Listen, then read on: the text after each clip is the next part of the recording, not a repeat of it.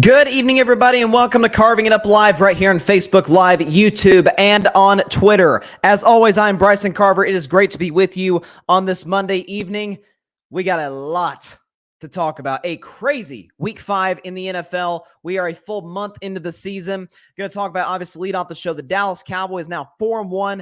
Big win in Los Angeles over the Rams. I'm not going to call it a road win because that was a home game. That might as well have been Jerry World West, as I heard one call it, in Los Angeles at SoFi Stadium over the Rams. I'll lead the show with that. Also talk about, man, do I feel vindicated about the Green Bay Packers. I am feeling really good, even more confident today than I was, heck, even last week, that the Packers will miss the playoffs. I will get into the very specific reason, one individual especially, that I want to talk about with the Packers, losing yesterday to the New York Giants, 27-22. I'll talk about that. Matt Rhule got fired by the Carolina Panthers. I'll discuss that. No surprise there. I think if we had to guess who would be the first coach to go this season of the guys that are on the hot seat, he was on it. Also, Lamar leads the Ravens to a comeback win over the Cincinnati Bengals. They finally did not blow a double-digit home lead. They got to win over their division rival Bengals over Joe Burrow, who had a solid night. I'll also talk about that. MLB postseason, wild card round done. I went 2-2 in my picks. I got my both American League picks right. National League 0-2. Hopefully I can go 4-0 on the Division Series, which I had a pretty rough outing last year. I went 1-3, so hoping to, I guess you can't go anywhere but up in that regard. And at the end of the show, I'll predict Raiders Chiefs Monday Night Football to close out Week 5 in the NFL. But first, listen, there's a lot of people who have a question, especially for me, after what I said about this team all offseason, and I think that question is pretty obvious. The question is, how about them Cowboys? Yeah! I got to eat crow today. I got to. The Dallas Cowboys are 4-1 now, folks. Second best record in the National Football League. They happen to be second in their division to the 5-0 Philadelphia Eagles, but a statement win over the Los Angeles Rams yesterday. They won the game 22-10. And here's what I want to say. I want to start with the defense. If it weren't for the San Francisco 49ers putting up numbers similar to that of the 2000 Baltimore Ravens, the Dallas Cowboys would have the best defense in the NFL. I would take them today over Tampa. I would take them today over Buffalo. You stack Niners aside, you put any defense in the National Football League up against the Dallas Cowboys, I will take Dallas over anybody. It's like Niners out, I'd take Dallas over the field in terms of defense. Micah Parsons was dealing with a groin injury. We saw him coming out of the locker room at halftime. He was limping a little bit. Looks like he was in some pain. Couldn't tell in the second half.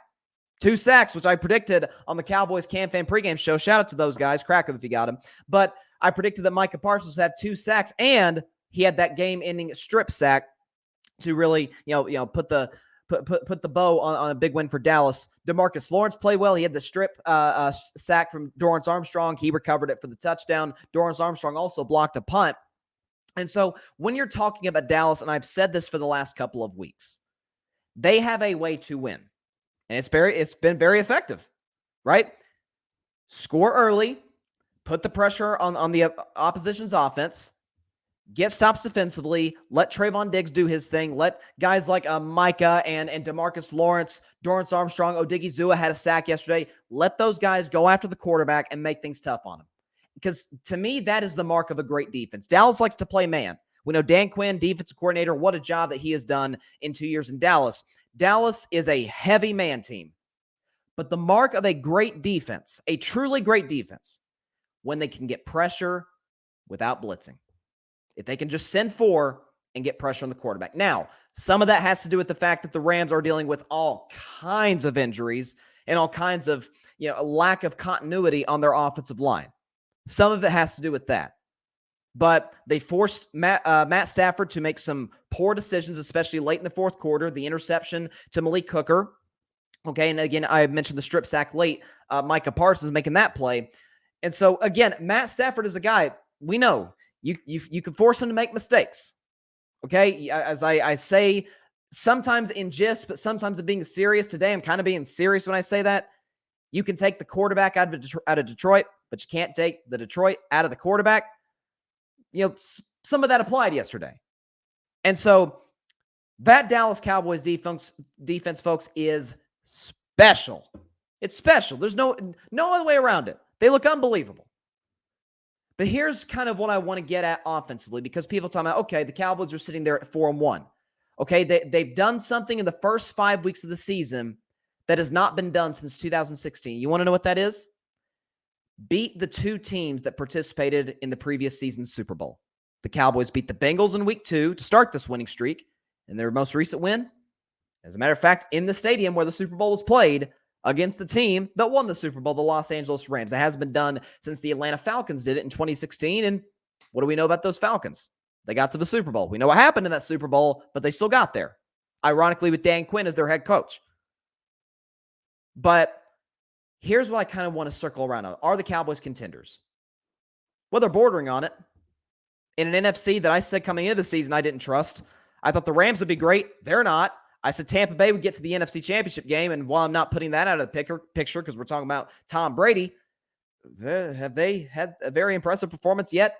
Again, I have yet to see Tampa Bay put together a complete game. I'll talk a little bit about the Bucs later in the show.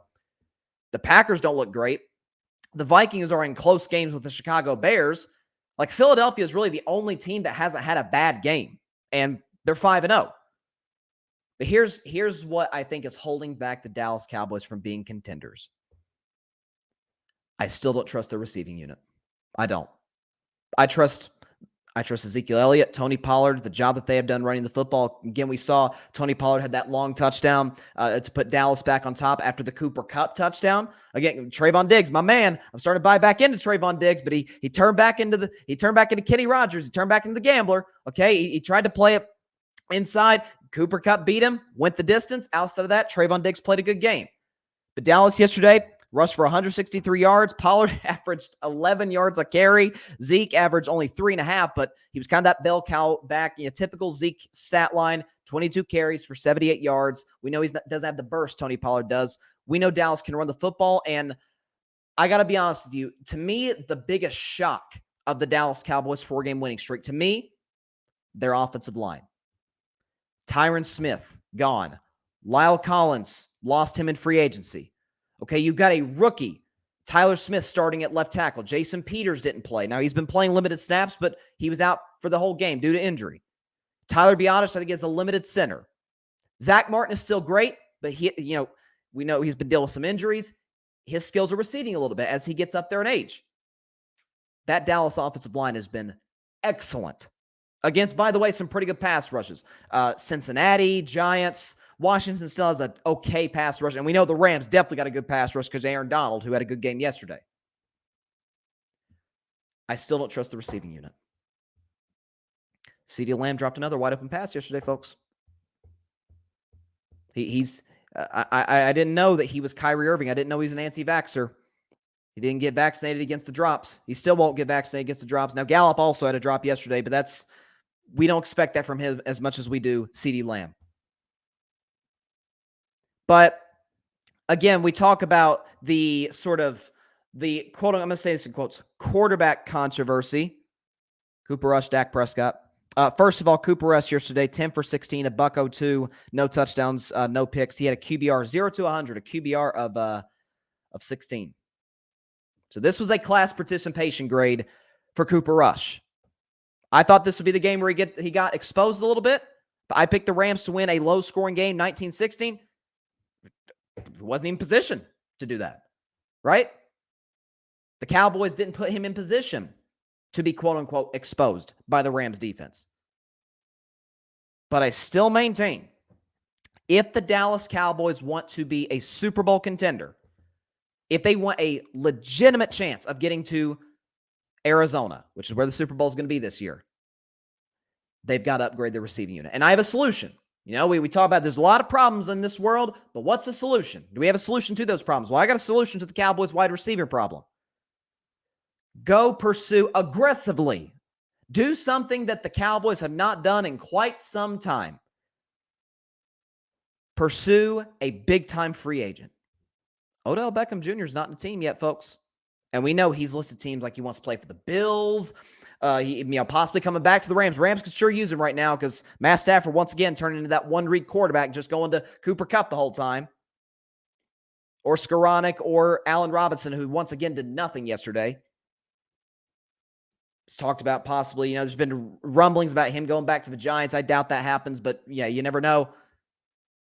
If I'm Dallas, I'm saying I'm going hard after him because you tell me in a big game, because Dallas looks like, as long as they don't screw anything up, looks like they're going to be a playoff team. NFC East winner, don't know, because they're in the same division as right now the best team in the NFC, the Philadelphia Eagles. They got a big game against Philadelphia next week. That'll be very fun to watch. But Dallas looks like they're going to get into the playoffs, given the start they've gotten off to. But in a big game, in a 3rd and 7, okay, you're down 4 points to the Tampa Bay Buccaneers, trying to drive your midfield. You got a 3rd down and 7. You want CeeDee Lamb or you want Odell? Because I've seen Odell make those big catches in big playoff games. Saw him do it last year numerous times for the LA Rams. I haven't seen CeeDee Lamb do that. He had, one catch in the playoff game last year against the Niners? CeeDee Lamb, I've been beating this table all offseason. He is a 2. He is a number 2 wide receiver. If that's your best guy, you don't have a very good receiving unit. I'm just being totally honest with you right now. Michael Gallup coming back helps. He's that deep threat, that big, red zone target. Okay, Noah Brown has played well, but it's not enough. Okay, because we know Mike Tyson. What's the old Mike Tyson quote? Everybody got a plan until they get punched in the mouth. There's going to be a team in the future, whether it comes in the regular season, whether it comes in the postseason, that's going to take Dallas out of what they're comfortable doing, whether that be running the football and whether that be, you get a high-flying offense that, maybe shreds the Cowboys defense. We haven't seen it thus far, not even close. But even the great defenses have bad performances. It happens. Everybody does. It's bound to happen. So what are you going to counter with that offensively? We know Dak is better than Cooper Rush. It's not even close. Cooper Rush, for those of you that want Cooper Rush start over Dak, so you want a guy who is 23rd in completion percentage, 26th in yards per game, and ranks 21st in the NFL in 20-plus yard completions. That's the guy you want starting over Dak. But I'll leave that be. Go get Odell, and also, because I'm going to talk about this team a little later in the show, go trade for DJ Moore. I liked DJ Moore coming out of college, but going to Carolina, who's he at quarterback? An old, washed Cam Newton, Teddy Bridgewater, Sam Darnold, Kyle Allen, Baker Mayfield. Come on now. Dak's head and shoulders above these guys. So you add DJ Moore, so you can use him as somewhat of a gadget guy, right? Trade a 2nd-round pick for DJ Moore. Okay, so you got Odell as your 1, Lamb as your 2, DJ Moore as your 3. It's pretty good. Michael Gallup as well, and here's something else too with Gallup. He's had some injuries. So if Michael Gallup goes down, no harm, no foul. Remember the Cowboys last year. Who'd they have when Michael Gallup went down? They had Cedric Wilson. They had a backup plan. Now the backup plan is Simi Fehoko, James Washington, if and when he comes back. I'm going to trust DJ Moore. I'm sorry, DJ Moore a lot more than those guys. That's my solution to the problem for the Cowboys. The only thing that I think is holding them back from contention. Do I trust Mike McCarthy? Not really. Not really. I trust Dan Quinn, the job he's doing with the defense. But is this one of the 3 or 4 best teams in the NFC? Absolutely. I think it's safe to say that today.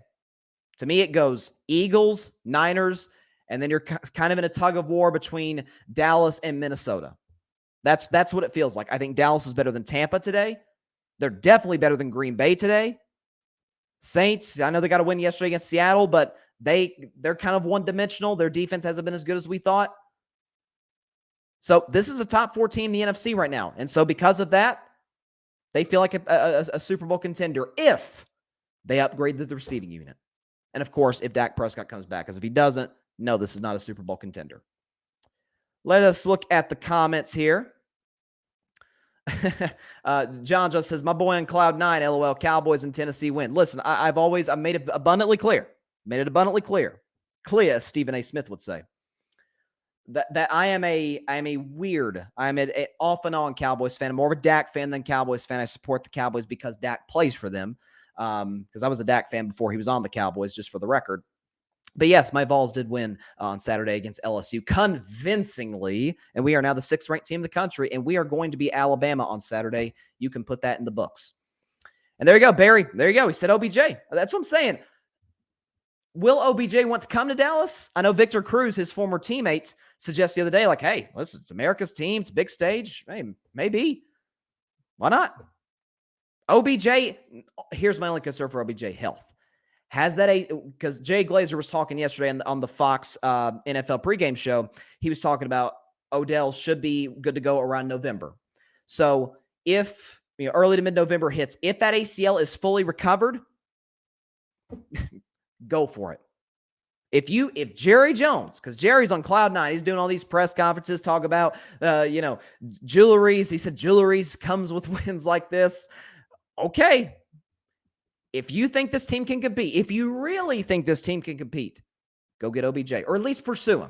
At least make an active effort to go get him. Unlike how you tried to lowball Von Miller, trying to get him on some cheap deal, and Buffalo said, "Hey, we're going to give him the money that he's worth." He's like, "Okay, I'm going to Buffalo," and you see what Von Miller's done there. Let's. Somehow, Grady, I knew you were going to put this in the comments.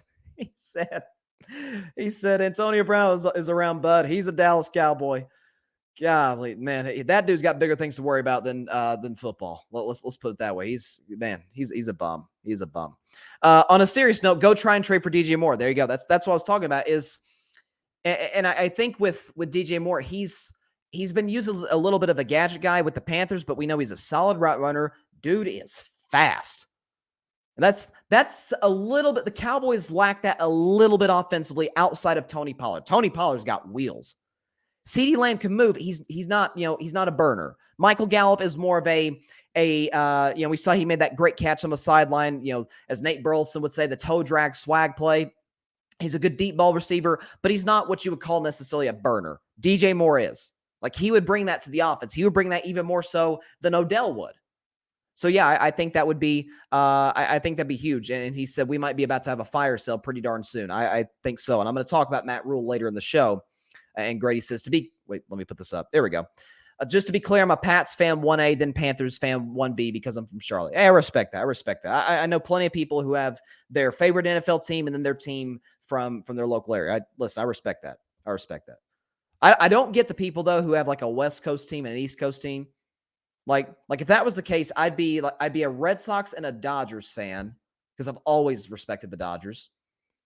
NBA, so West Coast team is the Warriors. Who'd my East Coast team be? Okay. I've always liked the Miami Heat. I've always respected Miami, so maybe I could do Miami. NFL, so let's see. If I were a Cowboys fan, they're in the middle of the country. So do we consider that West or East Coast? Like what would I do there? I don't know. And then if it was college football, looks like the West Coast is back in college football. I don't know. USC, maybe UCLA. I'm not sure. Maybe we ought to do a segment on that in the show sometime soon. But hey, listen, we know the Cowboys fans are happy. They should be. This is a team that I feel like is a couple of receivers away from being a Super Bowl contender, because if teams take you out of running the football in the games that you will have to win in a shootout, what do you have? Because I've been very vocal on this show. I do not trust CeeDee Lamb. I don't. Gallup, sure, but he feels more like a 3 than a 2. Noah Brown is good. He's got a really good rapport with Cooper Rush. Dalton Schultz, I don't fear Dalton Schultz as a tight end, although he did get hurt yesterday. The Cowboys tight end, of course, pretty bare, but they've done a good job blocking. So if they can make up for what they lack in pass catching and route running ability in their blocking, I'm cool with that, because the Cowboys are a run first team. I just think they need to add a little bit more depth at the wide receiver position.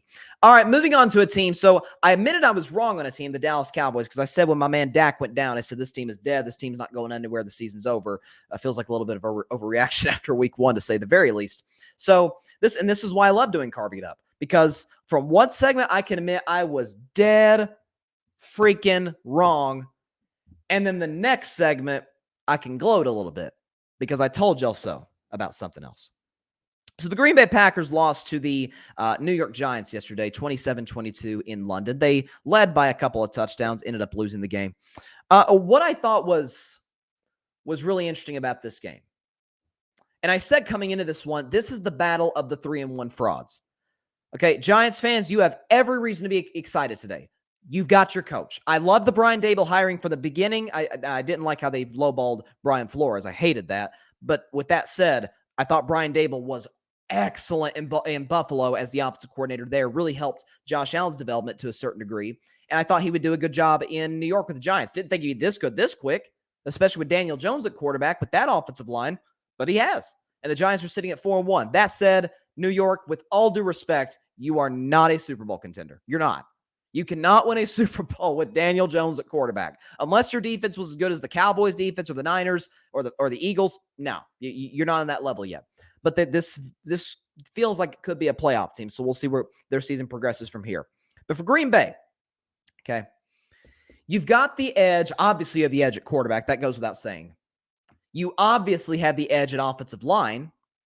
You, as great as Saquon Barkley is, he's obviously the better of the three running backs if you compare him to the likes of Aaron Jones and A.J. Dillon. But if you're talking about an all-around running game, I think we take the Packers in part because of that running back tandem and their offensive line.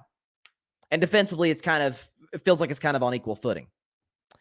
And so games like that often get decided by coaching. And I've been saying this about the Packers all season long.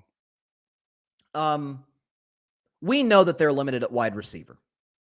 I mean, that they lost Devontae Adams. And by the way, they also lost Marquez Valdes-Scantling, who's doing good things in Kansas City now. He'll be playing tonight. And so if you're the Packers, as a well-coached team would do, and this is why I'm giving Mike McCarthy some credit for what's going on in Dallas. To Mike McCarthy's credit, he is leaning into what the Cowboys do well. Defense, running the ball. That's what they're doing. Matt LaFleur is not. I get you got Aaron Rodgers. You got a first ballot Hall of Fame quarterback, 4-time MVP, Super Bowl champion. It's defense and it's run the football. And here's what I think is interesting. To me, this is always the mark of a great coach. What are you to start the game? What's your opening game plan? And coming out the half, how do you adjust? That is what has made the careers of Belichick, of Andy Reid, of Mike Tomlin, of Sean McVay, Sean Payton. This is what has made the careers of those coaches. And this is why I say when it makes me sick. Any Packer game I watch and they put up Matt LaFleur's winning percentage to guys like Lombardi and John Madden, I'm like, you have got to be kidding me. If you're putting that up, you're not watching the games. Because when it comes to in-game decisions, when it comes to adjustments, I've been saying this since he was hired in 2019. Matt LaFleur is a below-average coach. I don't think he's bad. I don't think he's Nathaniel Hackett bad. But he's a below-average head coach. You know, I know that. The Green Bay Packers, okay, they play 5 games this season. They have scored a grand total of 20 second-half points. That is the 4th worst in the NFL. With Aaron Rodgers, with that running game. By the way, how about this? Aaron Jones leads the NFL in yards per carry. A.J. Dillon averaged 5 yards a carry yesterday, and that's around what Aaron Jones averages. So you have two guys who basically average a first down every 2 touches, and the second half, you don't get them the ball. Your only points in the second half came because the Giants literally handed you the points on the safety at the end because they were just trying to bleed some clock out. That's it. So when you're talking about a team, and you think about against the Vikings, 7 points against the Vikings in the second half. Against the Bears, 3 points. At home, at Lambeau. Sunday Night Football against the Bears, you had 3 points in the second half. Against the Buccaneers, okay, you're going against a team that is decimated at the wide receiver position. They had a couple turnovers. Tampa did. You went goose egg in the second half. Did not score a point. Actually did not score after midway through the second quarter. Last week against the New England Patriots, you're in a dogfight with Bailey Zappi. Hey, listen, Bailey Zappi looked good yesterday. We might have a quarterback controversy in New England. I'm just saying. I'm just throwing it out there. Bailey Zappi, though. Appears in his first NFL game. He's a raw fourth-round rookie. You're at home at Lambeau Field, and it takes a Mason Crosby walk-off field goal to beat them, to beat an average New England Patriots team. And then yesterday, double-digit lead on Daniel Jones. And when it was all said and done, when the final whistle was blown, it was Daniel Jones who had a better QBR than Aaron Rodgers and a better passer rating. We know Aaron's the king of passer rating, highest passer rating in NFL history. Daniel Jones beat him in that category. So Aaron Rodgers deserves blame. And we saw, I saw after the game, he was talking about he didn't like something Jair Alexander, the Packers star corner, said. He was talking about Jair Alexander said something along the lines of, I'm not concerned about our defense unless we win that next week. And Aaron Rodgers was like, man, we can't be talking like that. I have yet to see Aaron take 1 ounce of accountability, but that's nothing new. That's not shocking to me or any of you. But what we have to at some point wrap our arms around is that when the moment gets tight, when you need the head coach to make that call at that point in that game, Matt LaFleur's not that guy. He's not. He never has been.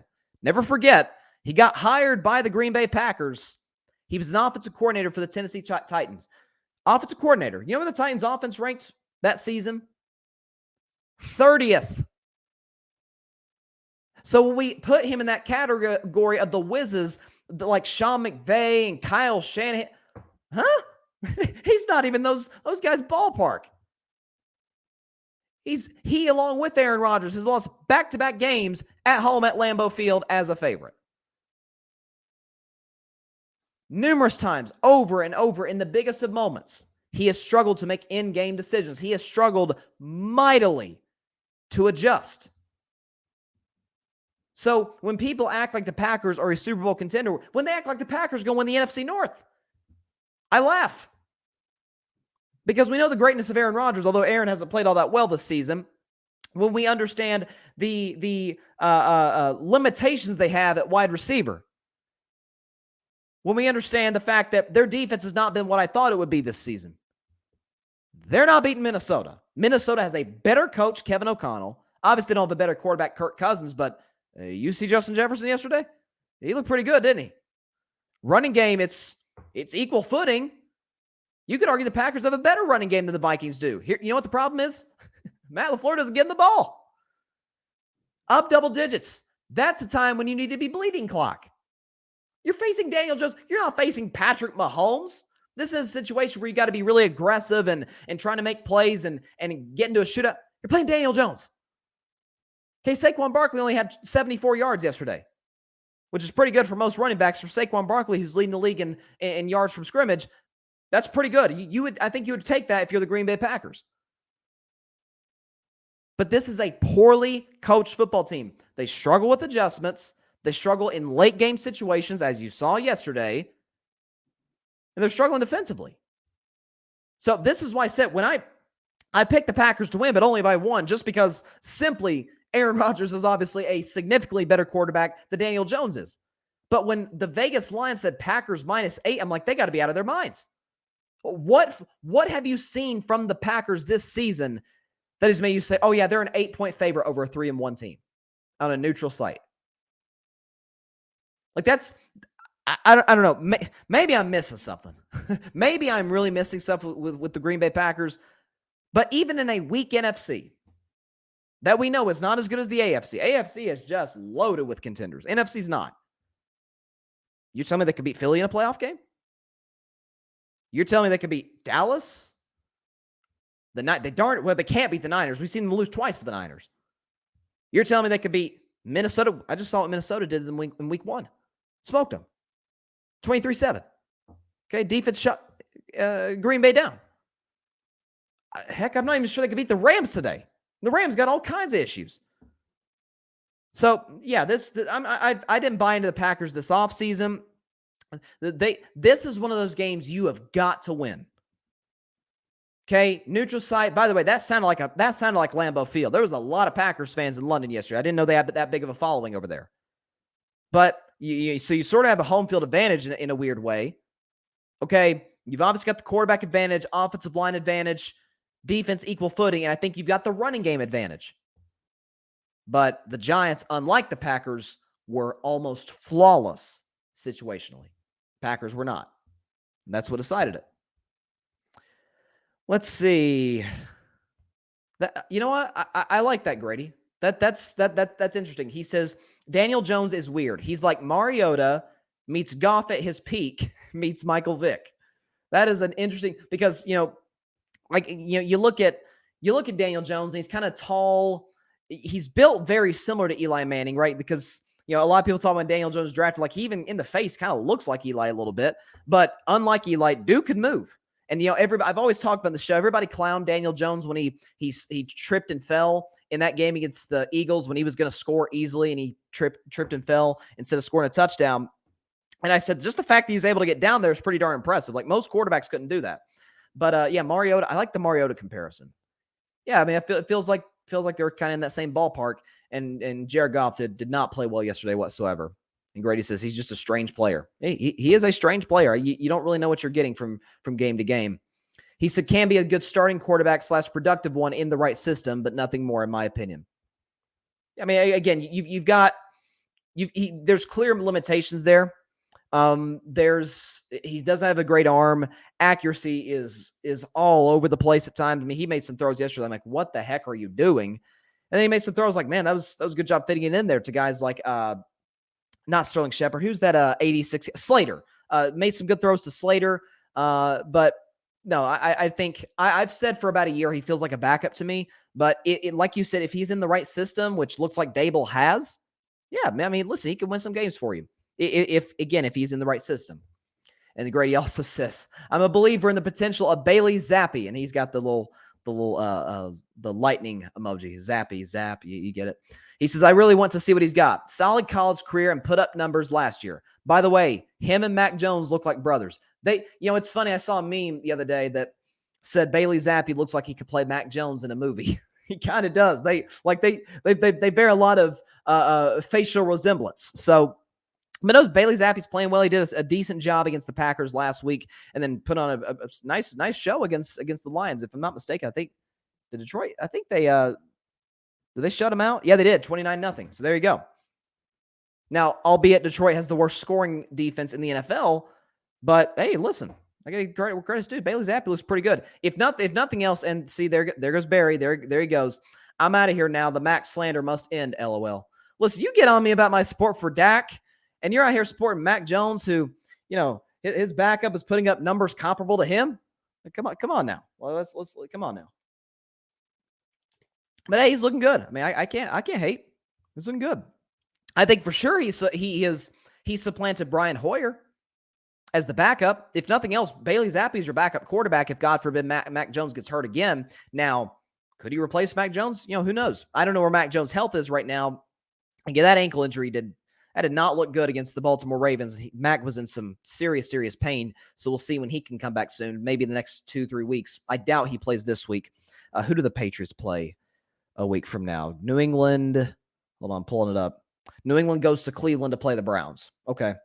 Well, listen, they can win that game. That'll be one that'll be controlled in the trenches. Again, least sexy term in football, obviously, but that's kind of what it's been this year. A lot of teams run the football very well. Grady says Matt Patricia might be a real OC after all. Just kidding. No, Matt, I'm still not bought into Matt Patricia as an offensive coordinator. I just can't do it. I can't do it. But moving on now to a quarterback that, man, he's in that group. Like there's those few quarterbacks. It used to be 4, now it's down to 3. I'm done defending Russell Wilson. I said on Friday, I'm out. Yeah, I'm done with Russell Wilson. Okay, he's disappointed me too many times this season on and off the field. I'm out on Russell Wilson. So it's now down to 3 quarterbacks who I defend like crazy. Dak Prescott, crap, I wear his hat 85% of my shows. Derek Carr, I love Derek Carr. I think he's in a tough position tonight, but I love Derek Carr, and Lamar Jackson.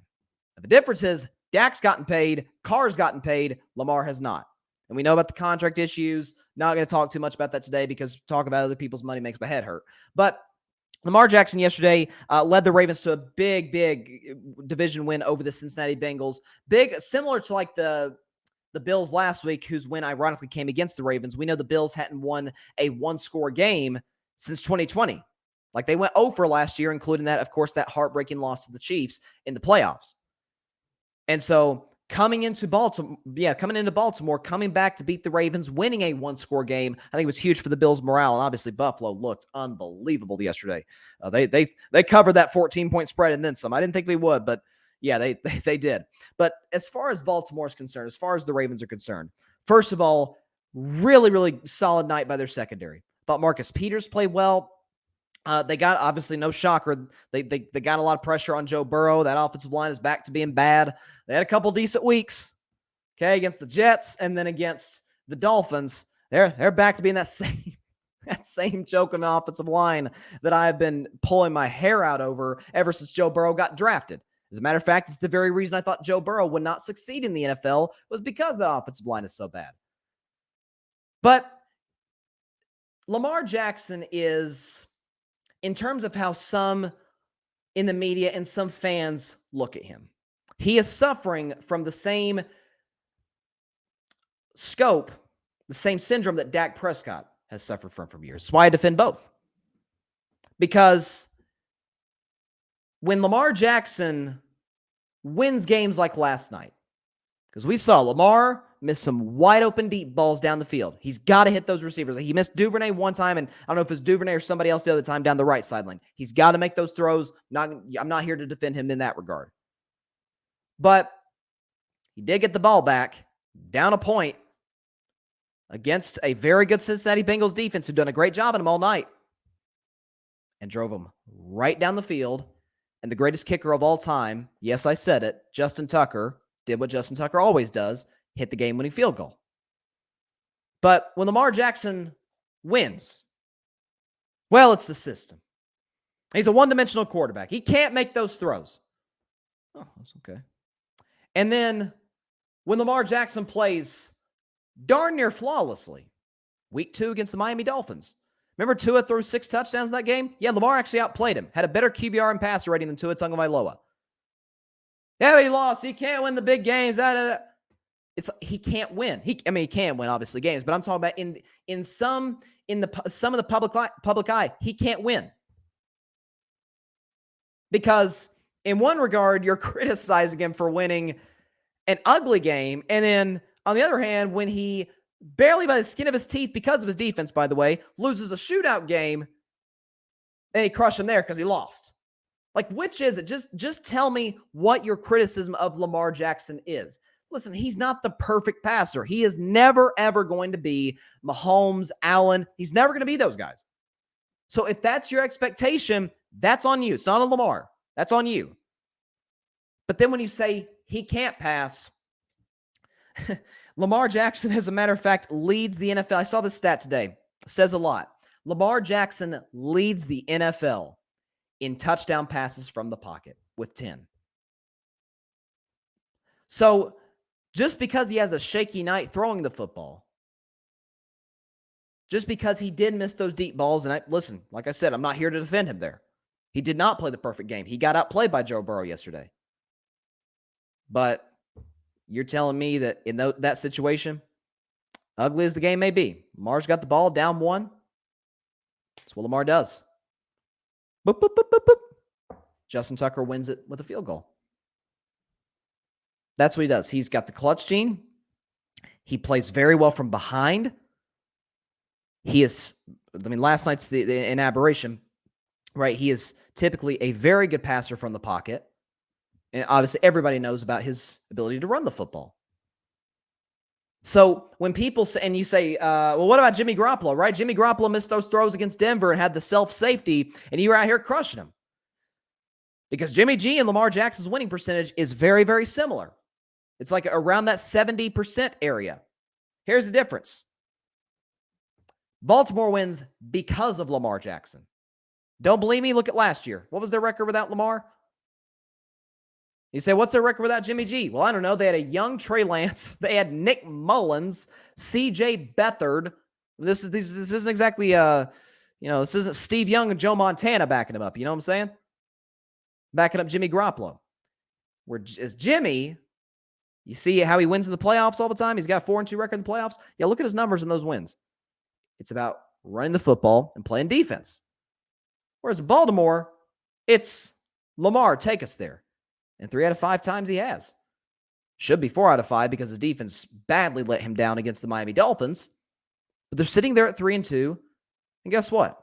You look around today, Baltimore Ravens are first in the AFC North. Just like I said, they would be. I picked the Bengals to win this game, but I predicted the Ravens before the season will win the division.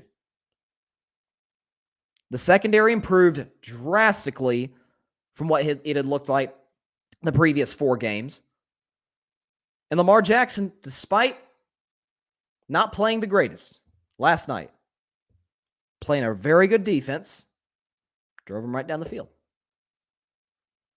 So all I want in the criticism of Lamar Jackson is consistency. That's all I'm asking for. Because in the games where he plays phenomenal, but they lose, and you crush him for losing, but then he doesn't play all that great, but they win because of him leading a game-winning drive, you rip him because he didn't play well. What do you care about? Do you care about playing well or winning? I'm fine with either. Okay, I'm fine with either, and it's perfect when it all comes together. When he plays well and they win, like the Patriots game or the Jets game in Week 1. But it doesn't always work this way. It's the NFL. Okay, this isn't college football where teams are putting up 50 points a game. Like, it's hard to win in the NFL. Not that it's not in college, but NFL, everybody's a professional. So that's what I'm saying. You got to clean those things up. But yeah, let's see. Barry says Lamar is a winner. Respect to him. That's it. I mean, again, and that's why I say, and Barry, for those of you who don't know, has been not. Let's put it this way: I wouldn't call him a Lamar hater, right? Because there are legit Lamar haters out there. He's more skeptical about Lamar certainly than I am. But I mean, that's the thing. Do you value winning or playing well? Choose one or the other. I'm not going to bash you for choosing one or the other, but be consistent. That's all I'm saying for people out there that criticize Lamar. And of course, see, he had to get that in there. I'll take Lamar over Dak. Villain smile. I've always said, though, in the Lamar versus Dak discussion, it's kind of like what I talk about with best player in the world, Giannis and Steph. If you say Giannis is better than Steph, I disagree with you, but I'm not going to fight you on it. Giannis is great. If you want to say Lamar is better than Dak, I'd probably take Dak over Lamar, but I'm not crushing over that. No, I mean, listen, what Lamar's accomplished in this league, he's won an MVP. He's been successful in the playoffs. He's put up the numbers. He's won the games. I mean, he's a lot of game-winning drives, just like last night. Which, speaking of which, before I get to the more comments here, because I do want to get to those, let me pull this up. Okay, so Justin Tucker, and this is part of what makes him, to me, the greatest kicker ever. I get Adam Vinatieri had the Patriots' first 2 Super Bowls, right? Adam Vinatieri hit the game-winning field goal both times, both against the Rams and then against the Panthers. But in terms of just flat-out automatic consistency, to me, Justin Tucker's the best. Here, and this is remarkable to me. Okay, so after he hit that walk-off field goal last night, Justin Tucker has made 72 straight field goals in the second half and overtime, including an NFL record 59 straight in the fourth quarter and overtime. I mean, listen, that's what we bash kickers all the time. I'm very hard on kickers. You guys know that. I have no sympathy towards kickers. But Justin Tucker, I mean, when the stress, when the anxiety is at its peak, he's automatic. He's made 60 straight in the fourth quarter and overtime. That's what you need from your kicker. And by the way, that's why the Ravens compensated him pretty darn well this offseason. He's deserving of every penny. Kickers are very valuable, folks. Just ask the Arizona Cardinals. Ooh, that was tough. Grady said, any thoughts on the Tampa-Atlanta call? I'm a little biased because I'm a Brady fan, but give me a break. Atlanta isn't winning that game, even if they do get the ball and scored again. Tampa let them back in the game, would have won regardless, even if Brady had to get them into field goal range. Was it a bad call, though? Absolutely. But we're getting in the post to NFL. What we're getting is the post to NFL. Here's my thoughts. I was going to say this for later, but since you brought it up, Grady, I'll address it. I was trying to get the clip onto StreamYard, which is where I obviously stream to Facebook Live, YouTube, and Twitter. Wasn't able to get it on there, unfortunately, but I'm sure most of you have seen the clip by this point. I don't want to overreact because it's Monday. And by the way, I agree with you, Grady. I don't think Atlanta would have won the game even if they had gotten the ball back, because that was a third down, by the way. That's got to be the worst roughing the passer call I've ever seen in my life. I'm serious. Because, and I'll describe it to you the best way I can because I don't have the video. So for those of you that haven't seen it, Grady Jarrett comes in a stunt. He's an interior defensive lineman, but he actually comes around the edge to Brady's left on Brady's blind side. Obviously, Brady sees him, so he's trying to roll out to his right, get out of there. He can't in time. And so Grady Jarrett grabs him and then, spins him down. Doesn't land on Tom Brady, doesn't hit him late. What we would know is the typical roughing the passer. No. He grabbed him, went down with Tom. There's a way to sack Tom because we know, guys, I always say this all the time. There's no defensive player out there that wants to be the guy that ends Tom Brady's career. Okay, because they will go down infamy and they'll have to hear about it for the rest of their lives. So they don't want to be that guy. They want to sack Tom, want to take him to the ground. It's what they make. It's why they're paid what they're paid to do. But they don't want to hurt Tom. Grady Jarrett was not trying to hurt Tom there. And so, listen, folks, I'm sure this is what Tom Brady's saying. He's like, man, I really can play till 50. I can play, as long as I want because of calls like this. Listen, if that was Patrick Mahomes, do I think that gets called? No, I don't. That's not a shot at Tom Brady. But man, like that is as bad as it gets. But I do agree with you though, Grady. I do not think Atlanta would have won the game. It felt like in that fourth quarter, Atlanta scored those 15 unanswered points. Tampa kind of let their foot off the gas. Nothing cheap, nothing deep. They're not playing. They're not giving Atlanta a shot to hit any plays down the field. Not like they would have anyway, because they're not a deep ball throwing team because they have Marcus Mariota at quarterback. But let's see. See, there you go. My man John Rivera. He has a right to be happy today. There you go. Jets. Jets. There you go. Hey, the Jets got a winning record. 3-2. And by the way, I want to say a thank you to the New York Jets because that was my upset of the week.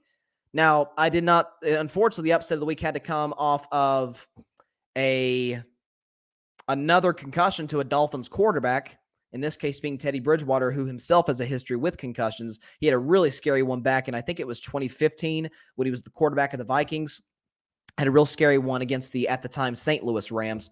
But yeah, hope Teddy heals up quickly. They had, I forgot what that kid's name, Skylar Thompson, I think is the kid's name that replaced Teddy Bridgewater for the rest of that game. But listen, thank you to the Jets. That was my upset of the week, and they came through for me.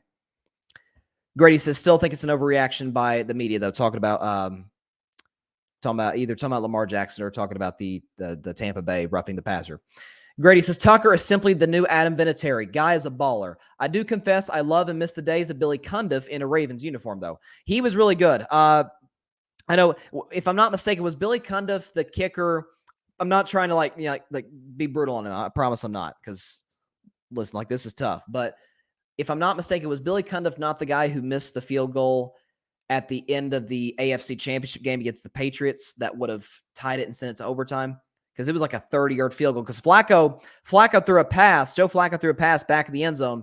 That's, it's a touchdown, but the guy just flat out drops it. There's just it's not forced out. He just flat out dropped the pass, which it would have won it and sent the Ravens to the Super Bowl that year. They would have faced the Giants in what would have been, the second Patriots-Giants Super Bowl. But yeah, no, Billy Cundiff was a good kicker though. But Grady says that's why I miss him. That's good. Grady says that's why I miss him. Oh, that's good. That's good, man. Yeah, see, you set me up there. Grady. Oh, that's funny. But no, that was like one of the most infamous plays of the Patriots dynasty, in my view, at least, because they got to how many AFC Championship games in a row? Like 8? I think it was. No, it might have been 9. Let's see, 11. No, it was 8. It was 8 straight AFC Championship games from the 2011 season to the 2018 season with Tom Brady. But yeah, they y'all got kind of lucky on that one. I'm not gonna lie. All due respect to the great Tom Brady, but yeah, I got a little lucky on that one. Moving on to somebody who is unemployed today, and that is Matt Rhule. He was fired today by the Carolina Panthers after a 1-4 start to the season, and overall he coached the Panthers to a record of 11-27. First of all, it was time to move on. Okay, I was one who loved the Matt Rhule hiring back in 2020. Okay, I hated that they fired Ron Rivera. I was very vocal about that on the show at the time. But they hired Matt Rhule. I'm like, hey, look, listen, this guy has a history of rebuilding programs. He went to Temple. He rebuilt Temple. He went to Baylor in a awful situation in Baylor following the Art Briles scandal, and he took Baylor within 2-3 years to the Big 12 championship game. So I'm like, okay, this guy has a history of building struggling programs, or in this case, a struggling NFL franchise. Like, he has a history of building crap back to relevance.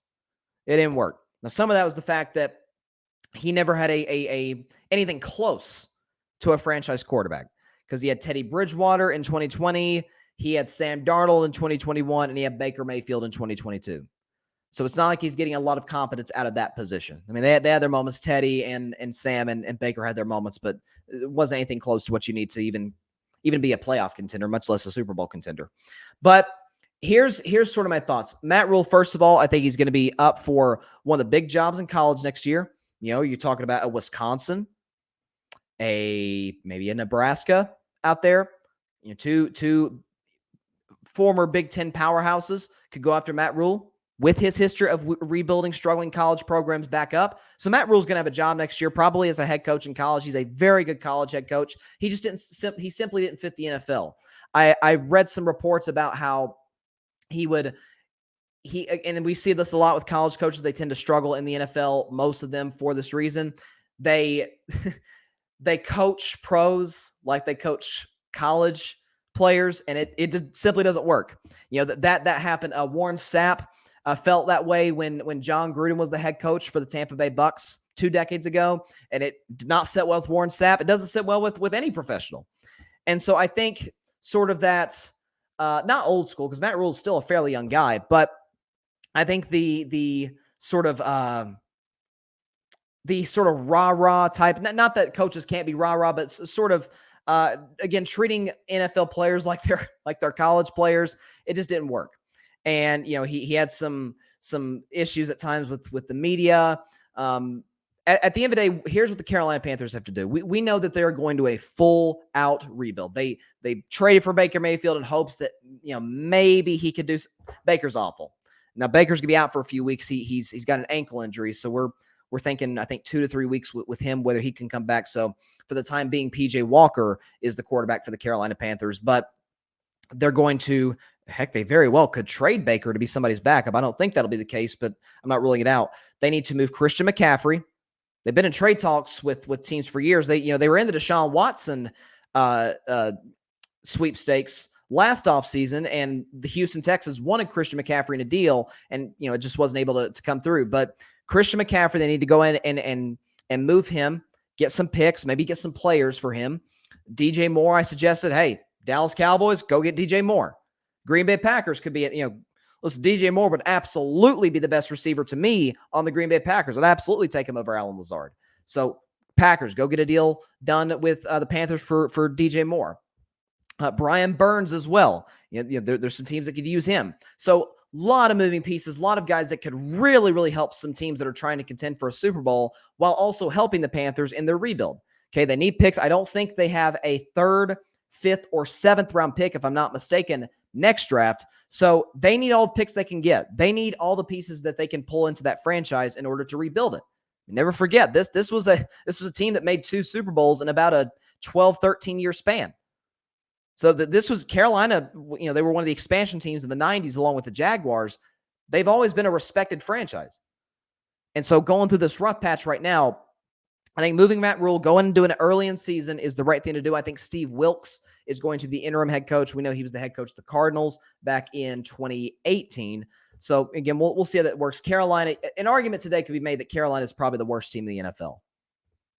So they have a ways to go. This is a team that's got some work to do, but if you can move some of those guys, get some picks, and just fully commit to this rebuild. We know David Tepper is a very aggressive owner. You know, he's got, you know, little patience. But again, as I've talked about the Bill Parcells rule with quarterbacks, but I think it also applies to head coaches, is that year one, you just kind of want to see some progress going through the growing pains of being a head coach. If year two, you want to start seeing something, you want to start seeing some kind of a significant jump from year one. And if by year three, you still haven't gotten to where I think you need to go ahead and move him. I mean, look at Brian Daboll with the Giants.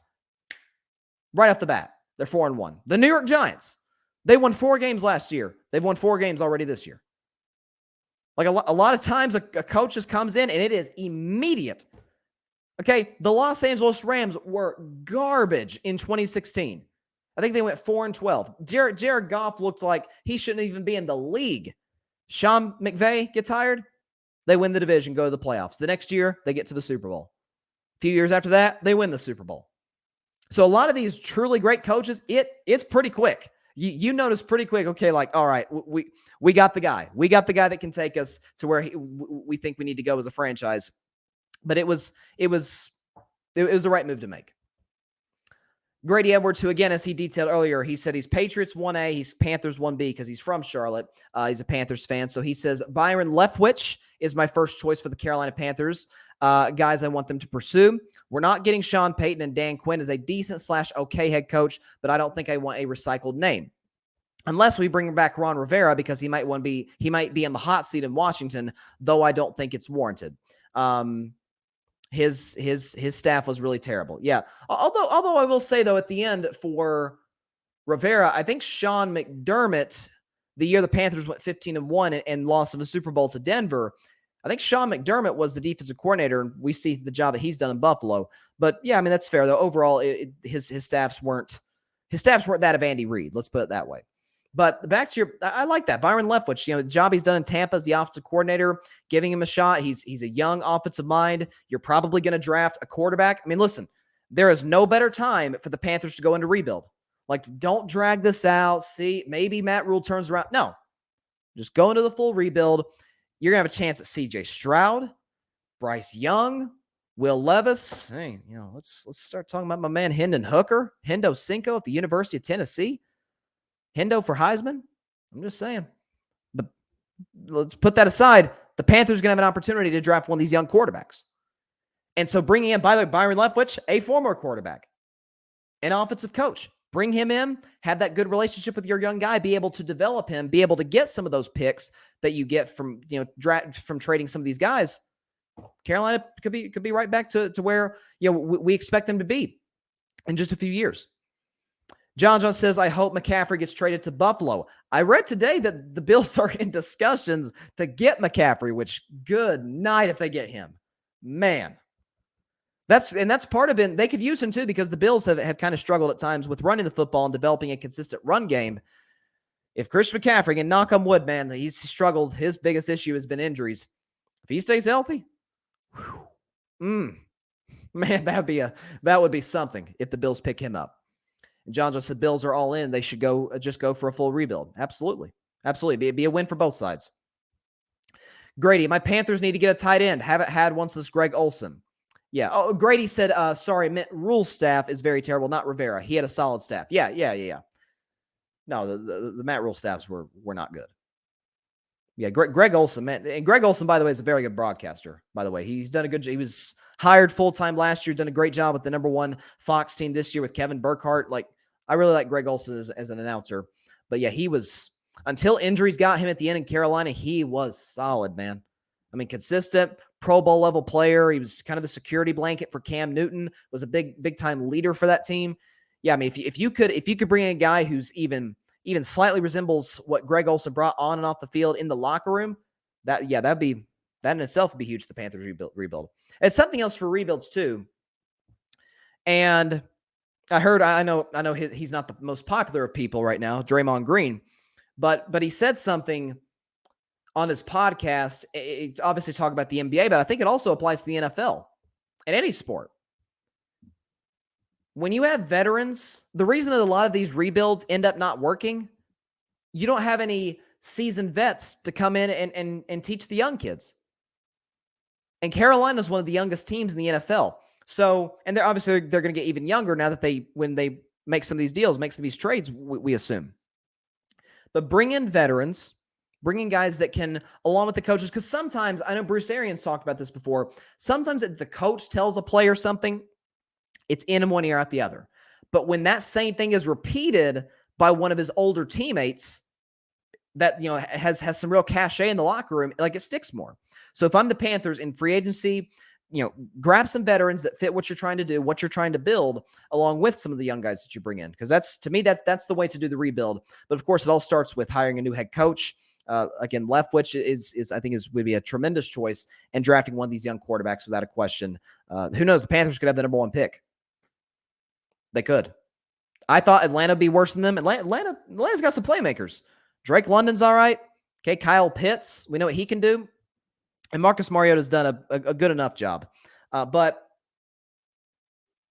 before we move to prediction time, not just NFL predictions, but baseball predictions. I'm going to predict the MLB Division Series, American League and National League. There's some very, very intriguing matchups, and I got a big upset in there, but I'll save that for a second. But, let's see. We got a comment here. Grady said, what happened to Baker? He might be finished. If Baker Mayfield does not take a backup job next year, he out the league. He done. Because and this is kind of what we saw with Cam Newton.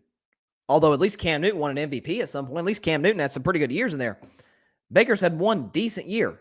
He had a solid rookie year, played all right in 2020, but was bad in 2019, was bad last year. If you want to give him the injury excuse, okay, but is he injured now? Well, he is injured now. But before the ankle injury, how was Baker looking? I mean, I know Grady's a lot higher than Baker than I am, but man, I think he's still last in the NFL in QBR. Like, geez, and of course, John, let's go Yankees. I'm sure most of the fans in New York City are pretty happy today that obviously the Yankees are about to start their series with the Cleveland Guardians, and the New York Mets season is over, despite winning 101 games. My heart, listen, I'm a Red Sox fan, and so I always consider the Mets an ally because the enemy of my enemy is my friend. And both the Red Sox and obviously the Red Sox have a much more extensive history with the Yankees. They have much more what you would call a traditional rivalry because both teams have gotten the better of one another. Whereas with the Yankees and Mets, it's been pretty one-sided with the Yankees. But listen, Red Sox and Mets, we cool with each other. We put 86 behind us. Us Red Sox fans, especially since we broke the curse in 2004, ever since then, we've been able to move past that. Oh, wow. Okay, this is a big statement by Grady. He says, I'm out on Baker after yesterday, probably closer in your camp now. And he says, after the Arizona and 49ers games. Yeah, no, gosh, he was awful. And to me, yesterday against San Francisco is predictable. Okay, Baker is a mistake-prone quarterback going against that defense. Okay, it was bound to happen. It was bound to happen. And then against Arizona, gosh, it was just awful. That Arizona might have been worse just because Arizona does not have a very good defense. They've improved over the last few weeks, but I don't look at them as even close to the level of a Niners defense, and Baker was still bad, which tells me he's a backup quarterback. If he wants to stay in the NFL, I think he probably does. It's just a wild guess of mine. He may have to accept this backup quarterback role. But I think something that's interesting though about Carolina too is Matt Rhule comes in as an offensive coach. And the offense is garbage. Like when you bring in a coach and his specialty is one side of the ball, you want him to fix that, especially if you got issues offensively. Panthers offense was garbage. Okay. Some of that was the McCaffrey injuries, but geez. Like it didn't improve at all. I mean, but think about the Giants. Brian Daboll is an offensive coach. Daniel Jones is a limited quarterback. Giants offense is still pretty good. Like so some of this just comes down to coaching, but again, we'll see where the Panthers go from here. All right, so we are now we're down to 8, 22 teams, 22 Major League Baseball teams who had any hopes whatsoever. Some of them obviously unrealistic because teams like say the A's and the Reds were in a complete rebuild, but 22 teams who had any hopes of competing for that Commissioner's Trophy, competing for a World Series title in 2022. It's over. They're done. It's down to 8. It's down to 8. 4 in the American League, 4 in the National League. So I went 2-2 on my picks last week. I predicted correctly, ironically, in the American League, the Guardians would beat the Rays, and that the Mariners would beat the Blue Jays. I did. By the way, sorry to delay, but that comeback by Seattle on Toronto in that game too. Holy smokes! Down 8-1 in the 6th. I mean, it wasn't like Toronto just hit them with an onslaught the first couple innings, and then the Mariners slowly started to claw their way back. No, the Mariners are down 8-1, and they end up winning the game 10-9. It's crazy. It's crazy. I'm telling you, the Mariners to me are the second best team in the American League. I've been saying that for 2 months. Ever since the All-Star break, they are the second best team to me to the Houston Astros in the American League. And by the way, they face each other, which I will predict in just a second. And then the National League, I went 0 for 2. I was kicking myself because I swear to you, I almost predicted the Phillies to beat the Cardinals. I said that last week, and they ended up sweeping them, which, hats off to Yadier Molina and to Albert Pujols on a great career. I was happy for them, despite the loss, that they were able to get a hit before their careers came to an end. Both absolutely will be enshrined in Cooperstown 5 years from now, without a question. But we got 8 teams left. Let's get it on. We're going to start in the American League. Okay, we're starting the American League with what to me is the unofficial de facto American League Championship Series, even though it's coming in the Division Series between 2 division rivals, 2 AL West teams. It's the Seattle Mariners, it's the Houston Astros. And when I look at this series, what each teams do, it's a very fascinating matchup. It's very similar, just like I call it, like the NBA Finals a little bit. Like what Boston did, Golden State did well, and what one team did, the other team did better. That's what it feels like. Both teams have tremendous pitching staffs. Okay, we know about Justin Verlander, and I said coming in this year, Justin Verlander's going to have a big year. Coming off that injury, despite being 39 years old, it's part of the reason I had the Astros getting to the World Series before the season began. Verlander's been unbelievable. Okay, the entire, Framber Valdez, all those guys to the Astros have been excellent. And we know about the bats. We know about Altuve. We know about Bregman. We know about Yordan Alvarez, who's been, almost like the second coming. This sounds sacrilegious for me to say, but almost like the second coming of Big Papi. Okay, he's been great. And so, guys like Kyle Tucker. That's the thing that is so fascinating about the Houston Astros, is I feel like they are, without question, the biggest threat to me, the favorites, the Los Angeles Dodgers. Deep pitching staff, outstanding bullpen, and the lineup 1 through 9 is unbelievable. And so you have Seattle coming in, who got off to a rough start at the beginning of the season, won 15 straight or whatever it was coming into the All-Star break, made the deal to bring in some pitching.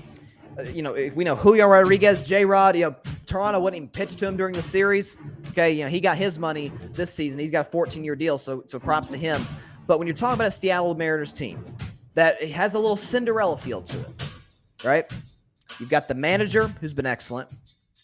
You've got all these components of this team that's gotten them to this point, that won the 90 games, that won them that series over the Toronto Blue Jays. They're going to need every bit of that in this series, obviously starting with home field disadvantage against their division rival Astros. So, thing is, if you're down 8-1 to Houston, you're not winning that game. Okay, Toronto's bullpen is not very good. They fell apart late. I guess that shouldn't be a huge surprise. Astros bullpen is a whole different ballgame. Trust me, ask my Red Sox last year. They struggled badly late in innings in the ALCS against Houston. I think this goes to the deciding Game 5. I really do. And in that Game 5, I think when it's all said and done, that Dusty Baker is able to push all the right buttons, do what he needs to do. Give me the Houston Astros to win this series. Obviously, for those of you who don't know, Division Series is a best of 5. I think the Astros win it in 5, 3-2 over the Seattle Mariners. They advance to the ALCS for now the 6th consecutive year. Yeah, 6th consecutive year. They've been in the ALCS every year since 2017. We know about the cheating scandal. We know about their issues. But you can't say nothing about the Houston Astros in terms of they've been dominant with or without the trash cans. It is what it is. Astros advance the ALCS once again. Who will they meet? Cleveland or New York? Guardians, Yankees. Okay, so the Yankees in this series, coming off a 99-win season. Number 99, Aaron Judge, obviously with the historic accomplishment, hitting 62 home runs. The Yankee record, and more importantly, the American League record all-time. Aaron Judge is going to get the bag in the offseason. Brian Cashman said as much. He said he's got a pot of gold awaiting him at the end of the season. There's no question he is deserving of every penny. But here's the thing for the New York Yankees that I've worried about for years now, and they really haven't addressed it that much. The Yankees are an organization that leans heavily, a lot like the Tampa Bay Rays, one of their division rivals. They lean heavily into analytics. And to me, analytics have their place. You should use analytics. I've always said that. But when they are making the decisions for you, that's when it starts to get in the way.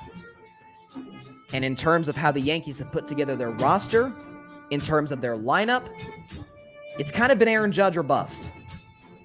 And a lot of times when it's been just Aaron Judge or bust, it's been bust, okay? When they went 10-18 in the month of August, almost blew the division lead to Toronto and to Tampa, Aaron Judge hit 9 homers that month. Like, he was great. Aaron Judge was Aaron Judge that month. It didn't matter. The pitching isn't very good. Okay, Garrett Cole, we know his history in the postseason. He's a Cy Young caliber starting pitcher in the regular season. In the postseason, again, last year against my Red Sox, different story. I mean, he was pulled in, I think, like the second or third inning, and the Yankees had to ride their bullpen. Aroldis Chapman, look, I don't know what he's doing. I don't know what got into this dude's head to where he missed a workout because he was in Miami. Aroldis Chapman will not be available for this series. He is not on the playoff roster for this division series against Cleveland. The thing about the Guardians is this. They're not going to beat you with the long ball. They are kind of the opposite of the Yankees. They are not going to beat you with the home run ball. But in some ways, they are very, very similar to the Kansas City Royals. Kansas City Royals, who in 2014 made the World Series and in 2015 won the World Series. Relying heavily on pitching, which is what you got to do in the postseason. Guys who come up with big, timely hits, which of course we saw 15-inning, snooze fest, if we can call it that, in the postseason against the Tampa Bay Rays on Saturday afternoon in Cleveland. So they're going to rely on their lineup, which has been excellent. Okay, hitting for average. They're not going to beat you with the long ball, but getting on base, smart base running, and the starting pitching led by, of course, Shane Bieber, who's once again in the American League Cy Young race. And what it comes down to as well in the postseason, we know you got to have the pitching and the hitting. It comes down to the managers. And if we're talking my man, two-time champion with my Red Sox, Terry Francona or Aaron Boone, I'm going Cleveland. I'm going for it. Guardians upset the Yankees 3-2. Now, of course, this will not be any heartbreak to me. I'm not going to be on this show crying when the Yankees lose. But I'm taking the Cleveland Guardians to upset, shock the world, upset the New York Yankees. They closed the season better than the Yankees did. They're coming in with more momentum. They've got a better manager. They've got a better rotation. They got guys that get on base more consistently than the Yankees do. And it feels like the Yankees, because of their late season struggles, have been like on the back page of the New York Times. Why?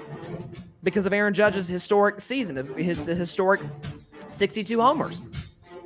So because of that, because of the fact that Cleveland's been under the radar all season, closed August and September, which is where the games really matter, folks, before you get in October, closed the season excellent,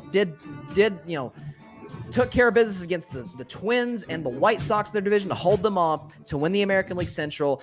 Give me the Cleveland Guardians, the shocker of the world, to beat the New York Yankees, to upset the New York Yankees in 5 games and advance to the American League Championship Series. Moving on to the National League, we got another divisional matchup. Actually, we got 2 divisional matchups in the National League in this division series. Philadelphia Phillies in the playoffs, first time since 2011, taking on the reigning, defending World Series champion Atlanta Braves. Now, we know about Atlanta. It feels like a wash, rinse, and repeat in 2021. They got up to a rough start last year. They weren't over 500 until August. And of course, we know they ended up winning the World Series over the Houston Astros.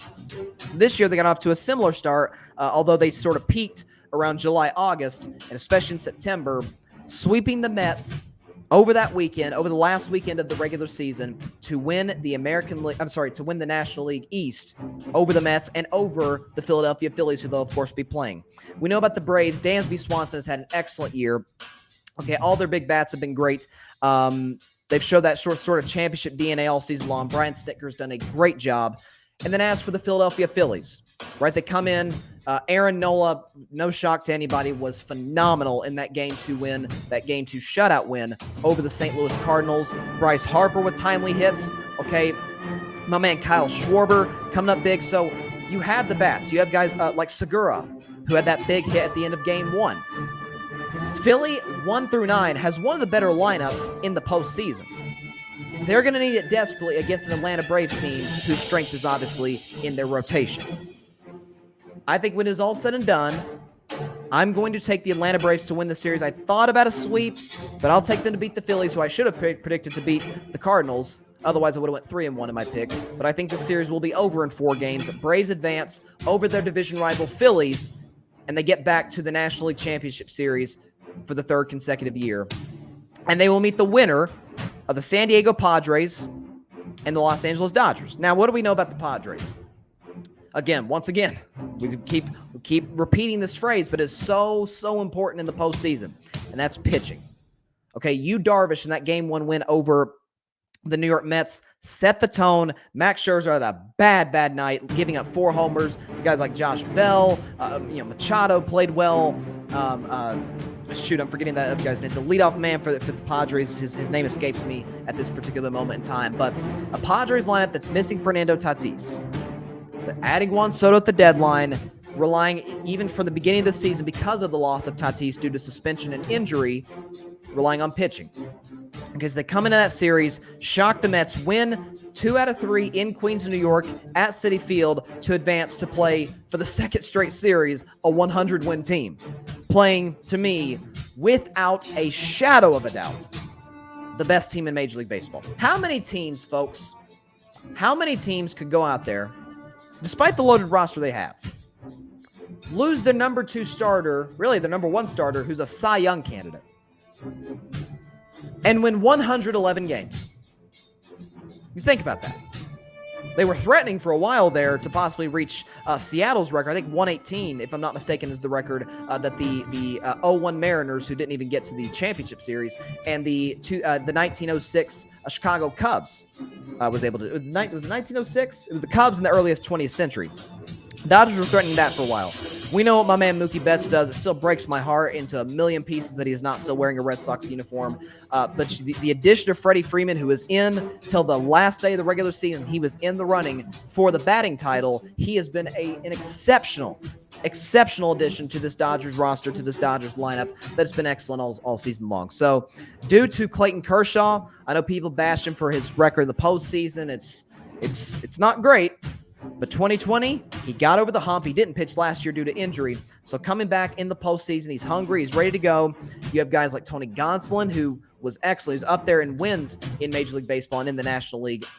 Julio Urias had a great ERA as well. So bringing those guys in, your 2 and 3 starters are going to be key in this series against a great Padres pitching staff. But something else, too. I know Padre is Spanish for father.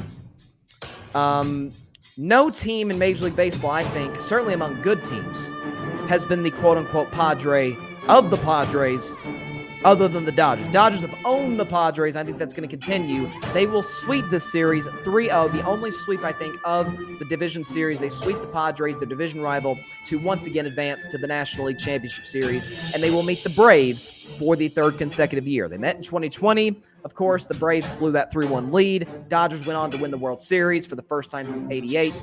And then last year, the Braves got revenge, beating the Dodgers in 6 games to advance to, and of course, win the World Series. So there you go. So just going back over it, I got Astros in 5 against best of 5. Astros in 5 over the Mariners. The upset, Guardians over the Yankees in 5. Braves over the Phillies in 4. And Dodgers over the Padres in 3. I hope y'all liked my Padre joke there. Grady Edwards, go Braves. Hope they can get her done this season. Feeling good about them. How far did they go? Also, do you think the Braves name is safe as far as potential name changes? I think the name is probably safe from potential changes. How far do I think they can go? They can go all the way. Managing, their starting pitching, and their bats all season long. Now, I watched a couple of their series very closely against St. Louis and then against, obviously, the Mets a couple weekends ago, and how they swept the Mets to win the National League East. The timely hits, especially by Dansby Swanson, who's like my dad's favorite player currently in the whole world. He's kind of a throwback type of guy. He can hit for power, but he can also get on base consistently. It's been unbelievable. I mean, Dansby Swanson in clutch situations has been remarkable. So talk about the guys that they've got in that lineup.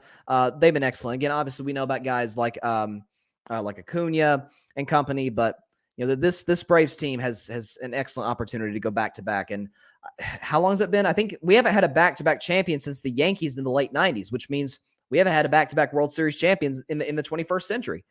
So if the Braves do it, hey, good for the Braves. Good for the Braves because they put together a heck of a run here, winning 5 straight division titles and now being in position to win a second straight World Series title. And of course, Grady says, wish they still had Freddie still. Yeah, that's, he was the leader of that clubhouse for a long time, man, and he's doing great things with the Dodgers. Got his money over there. I really did think last offseason that he would stay in Atlanta. I really, truly did.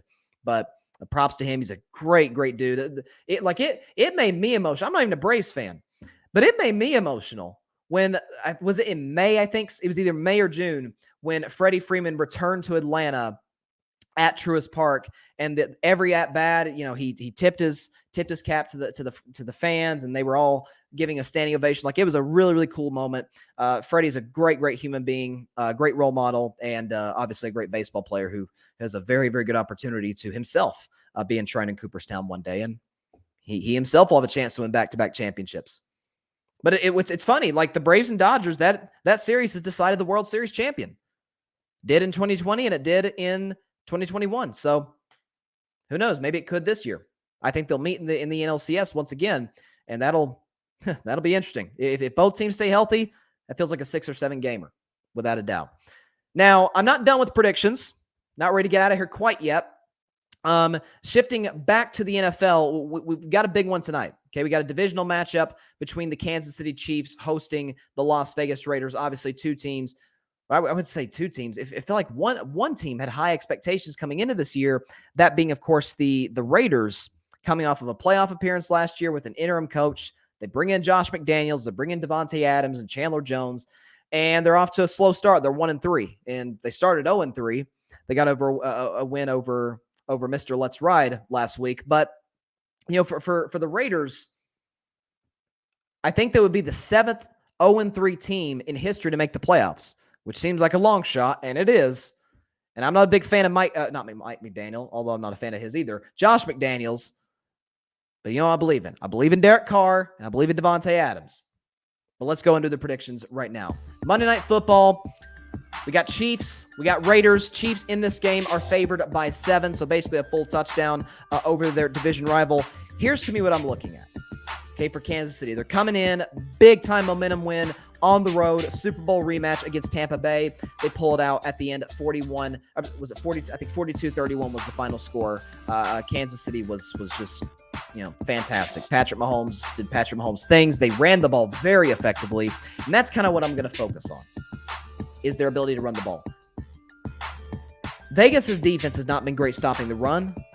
I think Kansas City's going to attack that early, bait the Raiders defense into sort of loading the box a little bit, and then they're going to do damage. Kansas City this year, because of loss of Tyreek Hill in the offseason, they haven't had those type of over-the-top plays, which, isn't that surprising to us, right? Because they have guys like Mecole Hardman, we know has got wheels in, Valdez-Scantling, Juju Smith-Schuster, Sky Moore. But certainly those guys aren't even the same galaxy as Tyreek Hill in terms of over-the-top ability. And we know, obviously, about the best security blanket in the National Football League, that being Travis Kelce. That offensive line has been up and down. It's dealt with some injuries. But against a Raiders secondary that for the second straight year, and it's why I never bought into the Raiders as Super Bowl contenders. Playoff contenders, yes, not Super Bowl contenders. That secondary, folks, is awful. And Patrick Mahomes has exposed it as such, because in 8 games against the Las Vegas Raiders, Patrick Mahomes has a passer rating of 112. He's thrown for 2,500 yards, 22 touchdowns, and only 3 picks. And he's got a 7-1 record, by the way. Translation, he owns the Las Vegas Raiders. It don't matter if they're still in Oakland, if they move to Sin City, it don't matter. And so at Arrowhead Stadium, Chiefs are riding high. They feel good about themselves. And also, they want to make sure people know who they are before next week's matchup, the game of the year between the Buffalo Bills and the Kansas City Chiefs. I cannot imagine what the ratings for that game are going to be after how that game ended last year. So Kansas City, they don't want to win. They don't like the Raiders. They don't like the Raiders. The Raiders, remember last year at Arrowhead, they were talking smack at pregame, and they were like dancing on the Chiefs midfield logo. Yeah, and then 49-3 happened. So this is a team that there's some teams, just like I was talking about with the Dodgers, the Padres, there's some division teams that just have the other team's number. And that, I think, is going to continue tonight. I'm going to take the Kansas City Chiefs to win 38-17. They will cover that 7-point spread in style.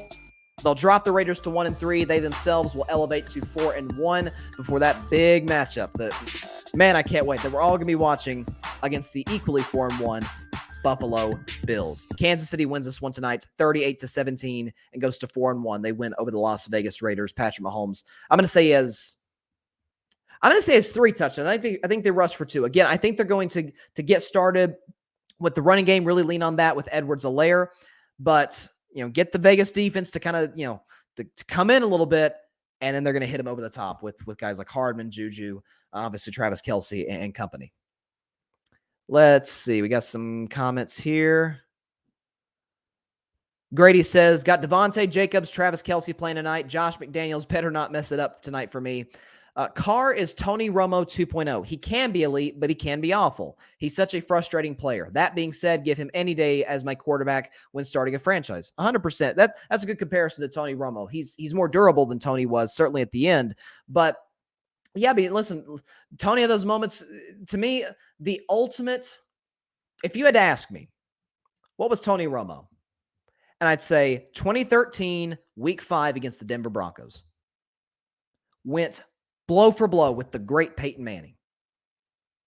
Threw 5 touchdown passes, threw for 500 yards, but threw the interception at the end that cost the Cowboys, and the Broncos ended up winning it with the walk-off field goal. And that's the thing.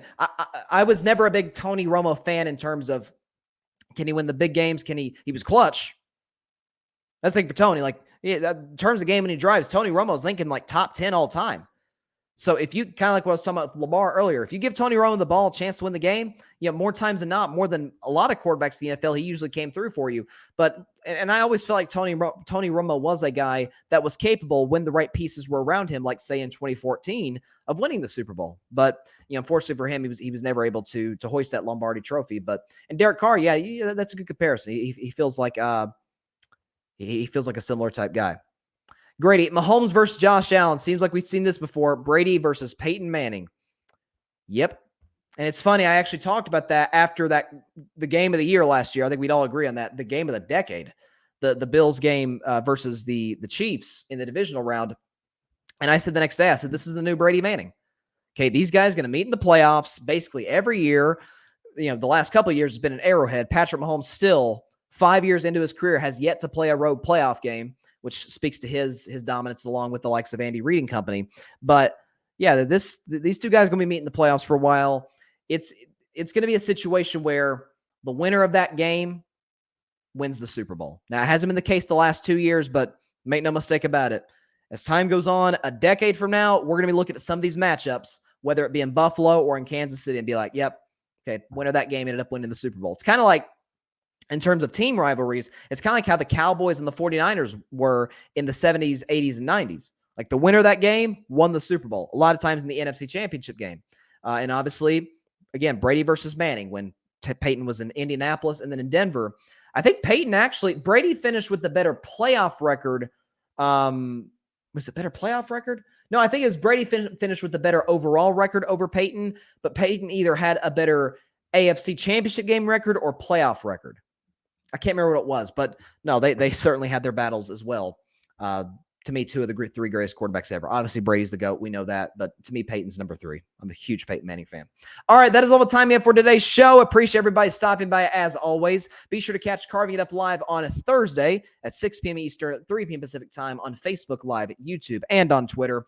Also, be sure to like, share, comment, and subscribe to the Carving It Up YouTube channel. We greatly appreciate it. It takes you 2 seconds. Just hit that subscribe button. Boom, done. That's how long it took you. All right, it's quick. And also subscribe to the Grid Network. I'm wearing the Grid hat today. Okay, subscribe to the Grid Network on YouTube and listen to my show, the podcast episodes on Apple, Spotify, etc.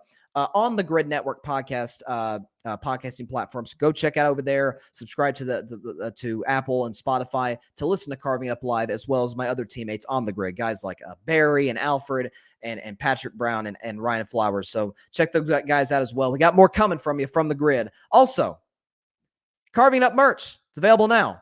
Go to my Instagram.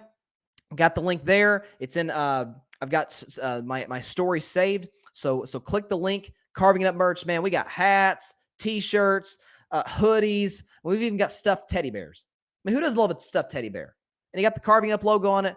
Represent the show, support the show. We greatly appreciate everybody doing what they've been doing in that regard. So have a great week, everybody. Continue to stay safe out there. God bless you all.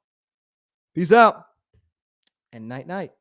See y'all. Thanks so much for watching the show on YouTube. Be sure to click that big red subscribe button and go check out the other clips and full shows of Carving It Up Live. Have a blessed day.